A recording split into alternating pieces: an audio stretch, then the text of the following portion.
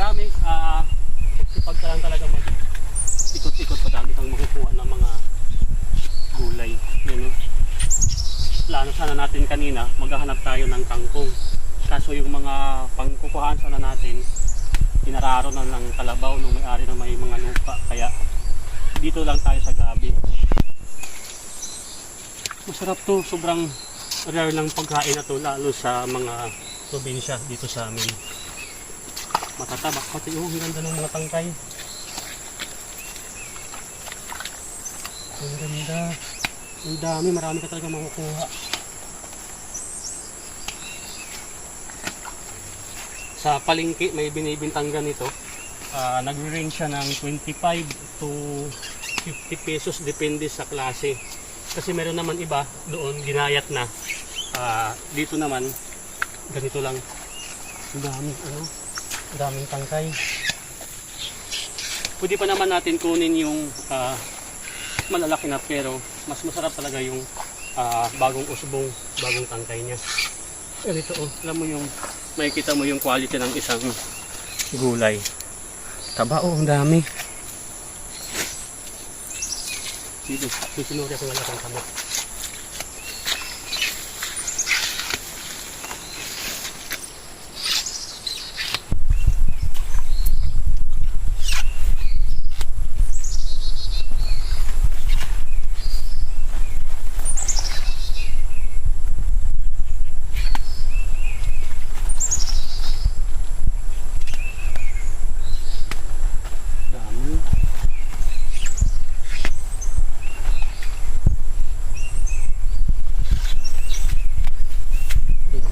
Meron din to tinatawag na puso no, or tinatawag lang pana.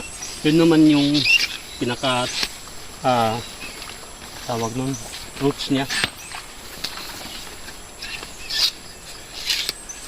Ito naman yung tinatawag na pana. Ba? Yung ba? Ito.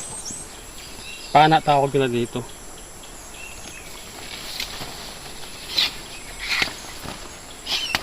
Sige ba?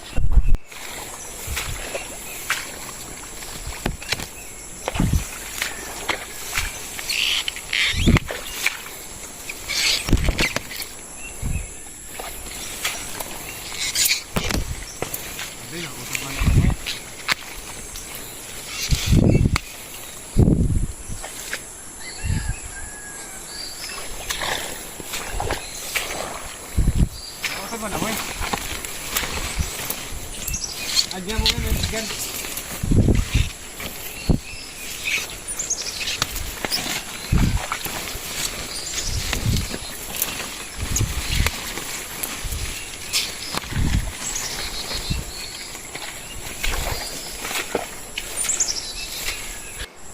Nararamdaman ko na yung kati sa balat. Meron na tayong siguro marami-rami na to. Dalawang ulaman na to. Ang gagawin lang natin dito, i-dry natin siya sa araw para maging tuyo. So balik na tayo. Tara boy. Tuloy na boy. Tuloy tayo. Madami pa. Madami pa nakikita ng mga bagong usbong sayang. Ang tataba. Grabe, ang ganda ng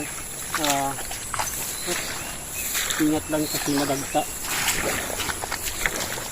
Yung iba kasi sinasabi nila o experience nila, Makati daw yung paggulay nito. Ang tip ko sa inyo para hindi makati, pag nagluto kayo, huwag niyo haluin, dalawang halo lang, pabaliktad, saka talagang latang-lata sa apoy para hindi siya makati.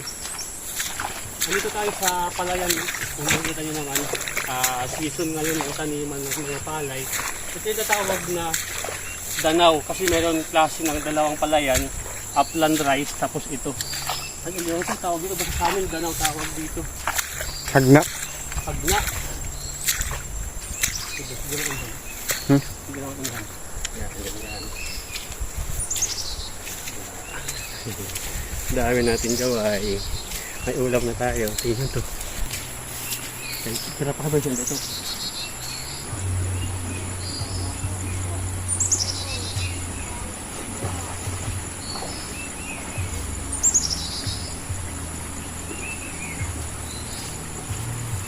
Nalalaglag yung gulay natin. Nahanap tayo ng tali dito sa kubo.